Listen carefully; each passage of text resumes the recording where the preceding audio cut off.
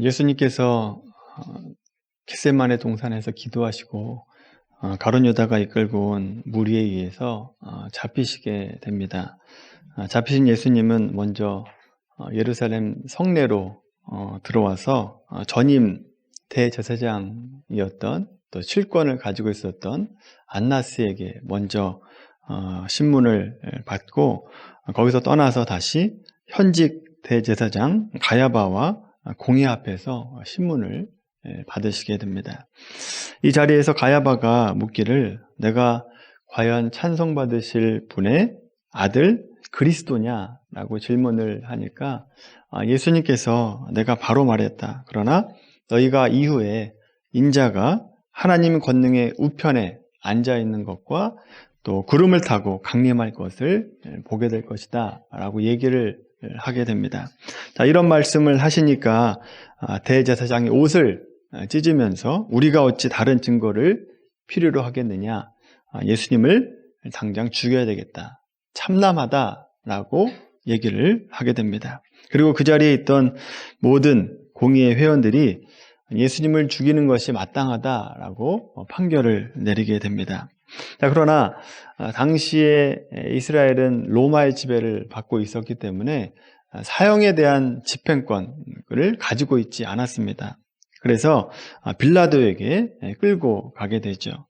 빌라도에게 끌고 간 것은 말하자면 예수가 죽을 죄를 지었는데 우리에게는 사람을 죽일 권한이 없으니까 예수를 사형을 선고해 달라, 그리고 집행해 달라라고 요구하고 있는 겁니다.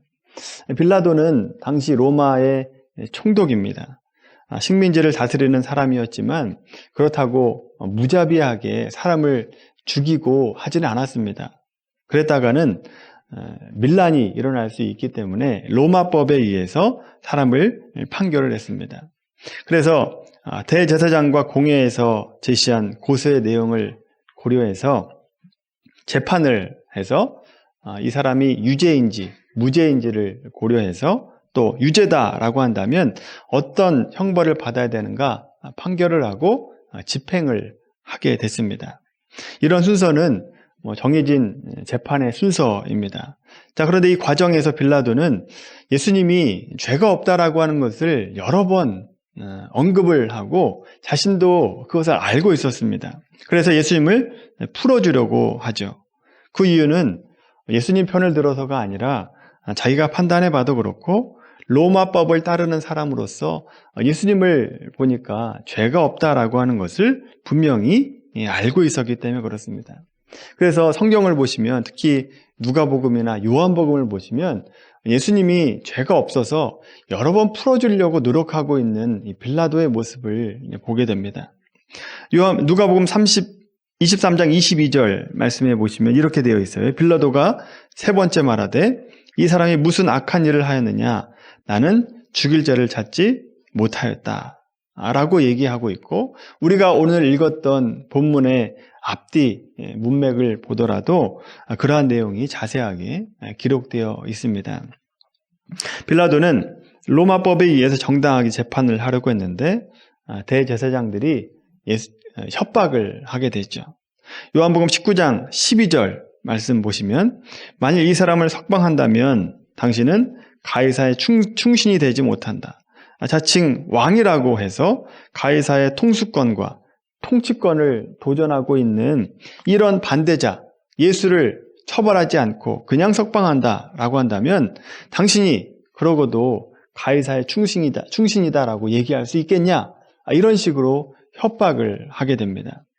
로마 황제까지 언급하면서 이렇게 협박을 하니까 빌라도가 더 이상 자기의 주장을 계속해서 밀고 나가다가는 밀란이 일어나겠다 생각을 하고 결국 그러면 너희 마음대로 해라 라고 하면서 손을 씻고 자기는 물러나 버리게 됩니다. 유대 지도자들의 그런 협박에 못 견뎌서 그들의 요구대로 따르게 되는 거죠. 여기서 손을 씻었다라고 하는 것은 이 죄는 나에게는 없다라고 하는 것을 상징적으로 보여주고 있는 것입니다만, 그렇게 손을 씻는다라고 해서 빌라도의 책임이 없어지는 것이 아닙니다. 오히려 유대인들보다 빌라도의 책임이 더 많다라고 얘기할 수 있습니다. 왜냐하면 사형에 대한 결정권과 집행권이 빌라도에게 있었기 때문에 그렇습니다. 자, 오늘 우리가 살펴보려고 하는 것은 이 재판 과정에서 빌라도의 모습을 우리가 함께 보려고 합니다. 처음 시작할 때 빌라도는 자기가 로마의 총독으로서 또 로마법을 따르는 자로서 그 법정신을 살려서 정당한 재판장답게 처신하려고 했고 그렇게 재판을 하려고 했습니다. 자, 그런데 그 재판 중에 빌라도가 변화되고 있다라고 하는 거죠. 그 재판하는 중에 금요일 새벽, 불과 새벽 4시부터 6시 사이로 추정이 됩니다만 그 짧은 시간에 빌라도가 마음이 바뀌게 됩니다. 그래서 예수님을 결국 죽음에 내몰게 되죠. 물론 유대인들이 악랄하게 물고 늘어졌기 때문에 어쩔 수 없이 사형을 선고한 것이지만 어찌됐든 빌라도는 자신이 생각했던 그 법정신을 지키지 못하고 맙니다.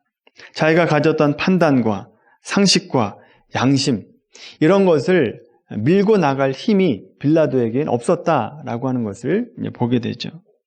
여러분, 이 점이야말로 예수 그리스도께서 왜 십자가를 지고 죽으셔야 됐는가를 설명하고 있는 부분입니다. 지난 시간이죠. 베드로도 그렇고 또 지금 빌라도의 경우도 마찬가지로 두 사람이 무엇이 옳은지를 알고 있습니다. 어떻게 해야 옳은 것인지를 알고 있었다라고 하는 거죠. 그런데 그 옳은 것을 지켜나갈 힘이 베드로에게나 빌라도에게나 없었다라고 하는 것을 보게 되죠. 세상의 회유와 협박과 유혹에 견디지 못하고 넘어가게 됩니다.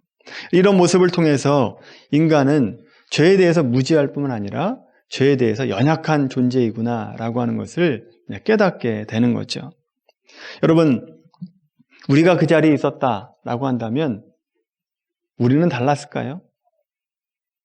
내가 그 자리에 있다라고 한다면 베드로처럼 3번 예수를 부인하지 않고 끝까지 죽는 자리까지 함께 갈 수 있었겠습니까?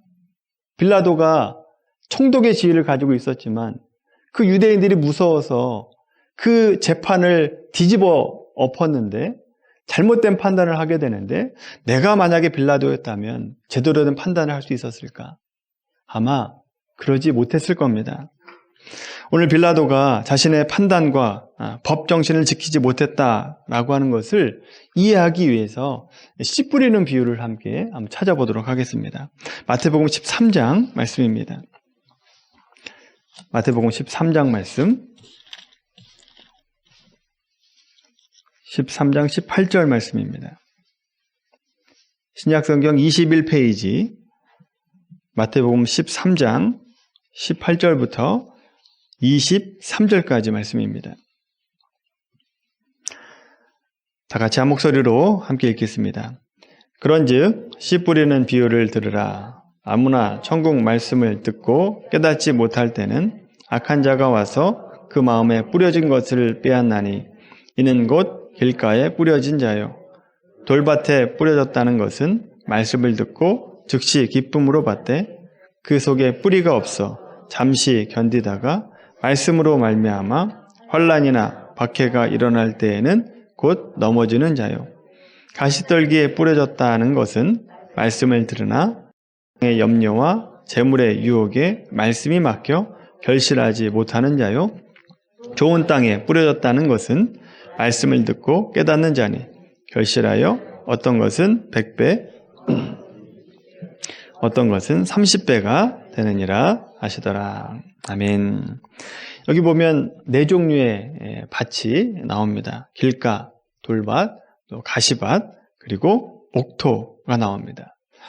길가에 뿌려졌다라고 하는 것은 밭이 아니기 때문에 짐승이나 새가 와서 그 씨앗을 먹어버리게 됩니다. 돌밭에 뿌려졌다는 것은 뿌리가 내리지 못합니다. 그래서 잠깐 견디다가 없어지게 되는 거죠. 가시떨기라고 하는 것은 이 가시떨기 기운에 막혀서 자라지 못하고 결실하지를 못하게 됩니다. 여러분, 이 비유에서 중요한 것이 무엇인가 하면 씨앗에는 문제가 없었다라고 하는 겁니다. 그 복음의 씨 자체는 전혀 문제가 없었다는 점이죠. 뭐가 문제냐? 밭에 문제가 있었다라고 하는 겁니다. 저 여러분들은 어떤 밭에서 여러분은 어떤 밭에서 태어났습니까? 모르긴 몰라도 옥토는 아니었을 겁니다. 왜냐하면 우리 인간은 누구나 다 죄인이기 때문에 그렇습니다. 죄인으로 태어나기 때문에 그렇죠. 우리에게 아무리 좋은 말씀이 오고 아무리 아름다운 것이 오고 옳은 것이 와도 우리는 그것을 온전히 키워내지를 못하게 됩니다. 옥토가 아니기 때문에 결실시킬 수 없다라고 하는 거죠. 그러면 문제는 뭐냐? 어떻게 옥토가 되느냐라고 하는 겁니다. 어떻게 해야 옥토가 되느냐? 어떻게 해서 옥토가 되고 내가 열매를 맺을 수 있는가라고 하는 것이 문제인데 거기에 바로 십자가 사건이 있는 겁니다. 십자가 사건이 있어야만 우리가 옥토가 될 수 있다라고 하는 거죠. 예수 그리스도께서 십자가의 죽으심과 부활하심으로 길가밭 같고 또 가시덤불 같고 또 돌밭과 같은 우리의 마음을 옥토로 바꿔주신다라고 하는 겁니다. 그래서 결실하게 됩니다. 이렇게 결실하게 만들 수 있도록 예수님께서 십자가에 죽으시고 부활하셨다라고 하는 것이죠. 인간의 본성이 옥토가 아니다라고 하는 것은 성경 곳곳에 나오게 됩니다. 시편 51편 한번 찾아볼까요? 시편 51편 말씀입니다.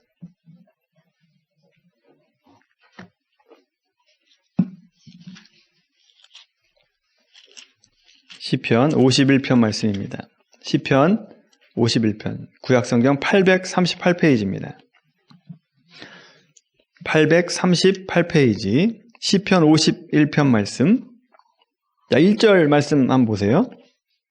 자, 1절 위에 제목의 표제에 보시면 다윗의 시, 다윗이 밧세바와 동침한 후 선지자 나단이 저에게 온 때에 라고 되어 있죠. 다윗이 밧세바와 간음을 하고 나단이 와서 그의 죄를 지적하니까 회개하고 지은 시입니다. 자, 무엇을 회개하고 있는가? 5절 말씀 한번 보십시오. 5절. 내가 죄악 중에서 출생하였으며 어머니가 죄 중에서 나를 잉태하였나이다. 죄악 중에 출생했다라고 하는 것은 나는 죄인으로 태어납니다. 나는 언제나 죄를 짓습니다. 내 앞에 선택의 여지가 없이 죄를 짓고 있습니다. 라고 하는 고백입니다. 자, 그리고 16절, 17절 말씀 한번 볼까요? 16절, 17절 같이 한번 읽어볼까요? 16절, 17절 시작.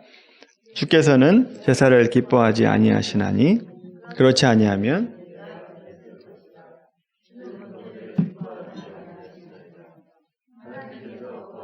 제사는 상한 심령이라 하나님이여 상하고 통회하는 마음을 주께서 멸시하지 아니하시리이다. 아멘. 여러분, 하나님은 제사를 받기를 원하시는 분입니다. 제사를 기뻐하시는 분이다라고 하는 거죠. 그런데 여기 보면 하나님은 제사를 기뻐하지 않는다. 받기를 원하지 않는다라고 말씀하고 있습니다. 그리고 주께서 원하시는 제사는 상한 심령이다라고 말씀하고 있죠. 이 상한 심령이 무슨 의미인가라고 하는 것을 알아야 됩니다. 여기서 얘기하는 제사는 내 자신의 것을 가지고 하나님께 바치려고 하는 것을 말하고 있는 겁니다. 그러니까 우리가 옥토가 아니기 때문에 돌밭이고 가시밭이기 때문에 의롭고 거룩한 것을 바칠 수 없습니다. 근데 그런 마음을 가지고 드리는 제사는 기뻐하시지 않는다라고 얘기하고 있는 거죠. 그럼 하나님께서 받으시는 제사는 무엇인가? 자신이 의롭고 거룩한 것을 만들 수 없다라고 하는 것을 아는 존재. 나에게 거룩한 것이 없다라고 하는 것을 아는 존재, 그 상한 심령으로 드리는 그 제사를 하나님께서 받으시겠다라고 하는 겁니다. 그런 마음을 가진 자라야, 그런 심령을 가진 자라야 온전한 제사를 드릴 수 있다라고 하는 거죠. 여러분, 상한 심령이라고 하는 것은 로마서 7장 24절에 보시면 사도 바울이 오라 나는 공고한 사람이로다. 이 사망의 몸에서 누가 나를 건져내랴 라고 고백했던 것과 똑같은 마음입니다. 그런데 이 사도 바울이 어떻게 그 마음을 고백하고 있습니까? 어떻게 변화됩니까? 바울의 대답이 이겁니다. 우리 주 예수 그리스도로 말미암아 하나님께 감사하리로다. 그 상한 심령이 예수 그리스도로 말미암아 바뀔 수 있었다라고 하는 겁니다. 그 사망의 몸에서 우리를 꺼내기 위해서 하나님 아버지께서 그 아들을 십자가에 못 박은 줄 알고 감사하고 있다라고 하는 거죠. 결국 예수님께서 이 땅에 왜 오셨는가? 하나님께서 받으실 만한 제사를 우리가 드릴 수 있도록 만들기 위해서, 결실하는 자로 만들기 위해서 예수님께서 십자가에서 죽으시고 부활하셨다라고 하는 것이죠. 이것이 바로 십자가 사건이고, 십자가 사건이 우리에게 왜 필요한지를 말씀해주고 있는 겁니다. 자, 이렇게 상한 심령을 고치기 위해서 오셨다라고 하는 것은 이미 구약에도 예언되어 있는 말씀입니다. 예레미야 31장 한번 찾아보겠습니다. 예레미야 31장 말씀.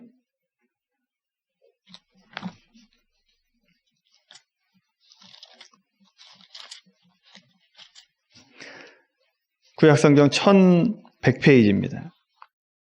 구약성경 1100페이지. 예레미야 31장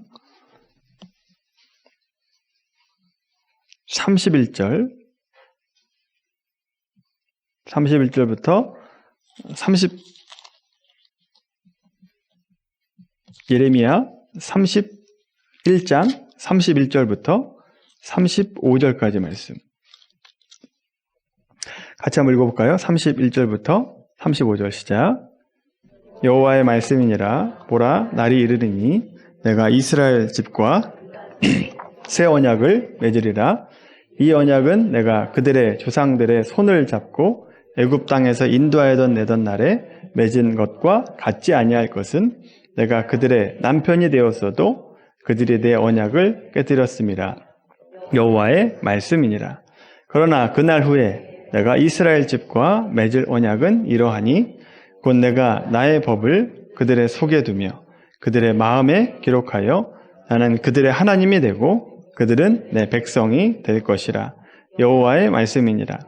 그들이 다시는 각기 이웃과 형제를 가리켜 이르기를 너는 여호와를 알라 하지 아니하리니 이는 작은 자부터 큰 자까지 다 나를 알기 때문이라. 내가 그들의 악행을 사하고 다시는 그 죄를 기억하지 아니하리라. 여호와의 말씀이니라. 여호와께서 이와 같이 말씀하셨느니라. 그는 해를 낮에 빛으로 주셨고 낮 밤에 빛으로 정하셨고 바다를 뒤흔들어 그 파도로 소리치게 하나니 그의 이름은 만군의 여호와니라. 아멘. 옛 언약이라고 하는 것은 구약을 얘기하는 것이고 새 언약이라고 하는 것은 신약을 얘기하는 겁니다. 보통 언약을 개정을 하면 그 내용을 이제 바꾸게 되어 있습니다. 그런데 하나님께서는 옛 언약에서 새 언약으로 바꾸실 때 그 내용을 바꾸시지 않고 있습니다. 하나님께서 이스라엘 백성들을 애굽에서 건져내시고 시내산에서 인도해서 율법을 선포하실 때 이렇게 언약을 맺습니다. 너희가 내 말에 순종하면 나는 너의 하나님이 되고 너희는 나의 백성이 될 것이다 라고 하시면서 언약을 맺으십니다.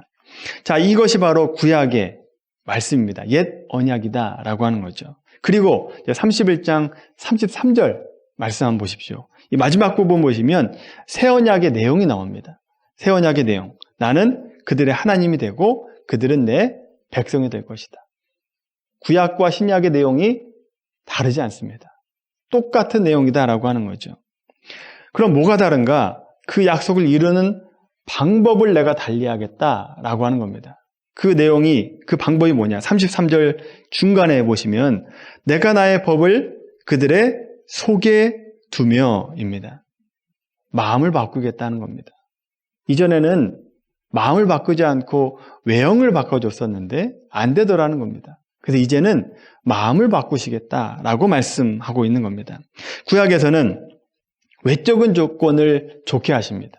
외적인 조건을 좋게 하시기 위해서 율법도 주시고 만나와 메추라기도 주시고 구름 기둥과 불 기둥으로 인도하신 하나님을 보여주십니다. 근데 그렇게 했는데 구약의 이스라엘 백성들이 약속을 못 지키더라는 겁니다. 못 지킵니다. 그래서 이제는 새 언약을 맺으시는데 새 언약을 지키기 위해서 하나님께서 외적인 조건을 바꾸시는 것이 아니라 그 마음을 바꾸시겠다는 겁니다. 마음을 바꿔놓겠다. 곧 내가 나의 법을 그들의 속에 두며 그 마음에 기록하여 라고 말씀하고 있습니다. 속을 바꿔 놓으시겠답니다. 그럼 씨 뿌리는 비유로 설명을 해보자면 구약의 방법은 뭐냐? 여전히 길 까고 돌밭이고 가시밭인데 거기에다가 거름을 주고 물을 주면서 키워보겠다는 겁니다. 근데 그 방법으로는 안 되더라는 겁니다. 그럼 어떻게 해야 됩니까? 씨 맺지 못하는 그 밭을 옥토밭으로 바꿔놓겠다는 겁니다. 바꿔놓으시겠다라고 하는 거죠. 어떤 방법으로요? 십자가의 방법으로. 예수님이 십자가에 죽으시고 돌아가시고 부활하시는 그 방법으로 그 너희들 돌밭과 같고 가시밭 같고 길가밭 같은 너희 밭을 내가 옥토로 바꿔놓겠다라고 하는 것입니다. 이것이 바로 하나님이 일하시는 방법이고 십자가라고 하는 거죠. 이것을 보면 우리의 문제나 어떤 교회의 문제나 사회의 문제를 어떻게 바꿔야 되는가? 개혁의 방법은 두 가지가 있습니다. 하나는 체제나 제도를 바꾸는 것이고 또 하나의 방법은 그 사람의 마음을 바꿔놓는 겁니다. 어떤 것이 효과적인 것인가? 외적인 조건을 바꿔놓는 것은 효과가 없다라고 하는 것은 이미 구약에 다 나와 있는 방법입니다. 그리고 역사를 통해서도 우리가 충분히 알 수 있게 되죠. 그래서 확실한 방법은 뭐냐? 사람의 마음을 바꿔야 된다는 겁니다. 사람의 마음을 변화시켜야 된다라고 하는 거죠. 그 방법이 어떤 방법으로만 가능하냐? 오직 예수 그리스도 외에는 가능하지 않은 것입니다. 십자가 외에는 다른 방법으로는 할 수 없게 되는 것이죠. 그래서 예수님이 그 십자가로 거듭나야만 우리의 마음이 바뀌어질 수 있습니다. 여러분, 우리의 삶도 마찬가지입니다. 우리가 열매를 맺고자 한다면 우리의 마음밭이 옥토로 바뀌어야 됩니다. 옥토로 바뀌어져야만 결실할 수 있게 되는 거죠. 길가밭 같고 돌밭 같고 가시덤불 같은 밭에서는 아무리 좋은 씨앗을 뿌린다 할지라도 열매 맺을 수 없게 되는 거죠. 여러분 가운데 말씀을 들어도 무슨 말인지 모르겠고 집중이 안 된다. 말씀을 읽어도 내가 무슨 말인지 모르겠다라고 한다면 여러분 이렇게 기도하셔야 됩니다. 하나님, 제 마음밭을 옥토밭으로 바꿔주십시오. 이렇게 기도하셔야 됩니다. 그래야 열매를 맺을 수 있습니다. 씨앗에는 문제가 없습니다. 그 씨앗이 뿌려지면 열매를 맺어야 되는데 내 마음이 옥토밭이 아닌데 어떻게 그 마음밭에 씨가 자라고 열매 맺을 수 있겠습니까? 혹은 여러분 가운데 예수님 믿어서 거듭났고 또 옥토밭이 되신 분들도 이미 있을 겁니다. 그런 분들에게 중요한 것이 있습니다. 나의 이 옥토밭을 유지하는 것이 중요합니다. 어떻게 유지할 것인가가 중요하다라고 하는 거죠. 예배드리기 전이나 말씀 보기 전에 내 마음밭을 잘 정리해 놓는 것이 필요합니다.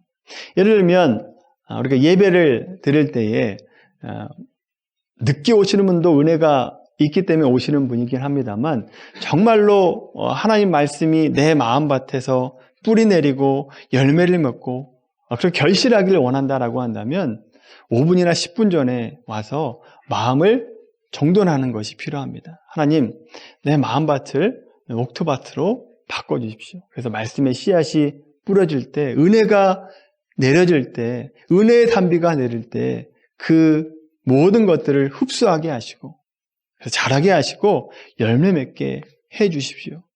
이런 마음밭을 잘 가꾸는 것이 필요하다라고 하는 겁니다.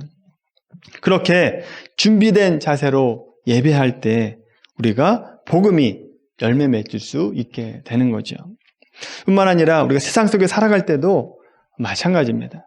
예수님 믿는 사람에게 매일 기도하시고 큐티하라 라고 하는 것은 하나님 앞에서 자신을 점검하고 마음밭에 있는 돌들을 제거하고 가시덤불을 제거하라 라고 하는 차원에서 말씀 보고 기도하라 라고 하는 겁니다.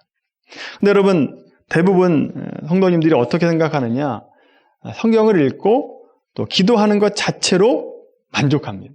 그냥 나는 오늘 할 일 나는 다 했다 라고 생각을 하고 세상에서는 전혀 말씀대로 살지 않고 하나님 자녀대로 살지 않습니다. 그런데 여러분, 그렇게 하시면 안 됩니다. 성경을 보고 기도함으로써 우리가 하나님 앞에서 내 자신을 살펴보는 겁니다. 그리고 하나님 앞에서 자신을 점검하는 거죠. 그리고 옥토밭이 되고 세상에서 나가는 겁니다. 세상 속에 나아가서 하나님의 자녀답게 옥토밭 자로서 열매 맺는 것을 세상 속에 나아가서 열매를 맺으셔야 된다라고 하는 거죠.